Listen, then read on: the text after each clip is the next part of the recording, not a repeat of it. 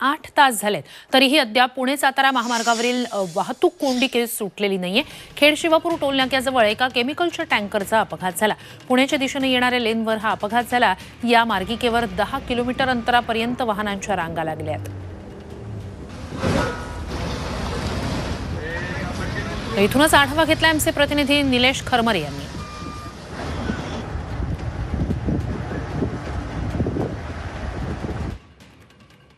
पुणे सातारा महामार्गावर जो टँकर पलटी झालेला आहे त्याच टँकरमुळे या ठिकाणी वाहतूक कोंडी झालेली आहे।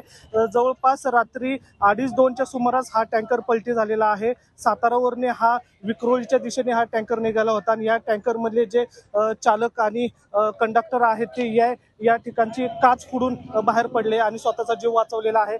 फायर ब्रिगेड वेळोवेळी या ठिकाणी थांबून पाणी मारत आहे जेणेकरून स्फोट होऊ नये म्हणून खबरदारी घेत आहे। काय सांगताल, किती वाजता तुम्हाला कॉल होता?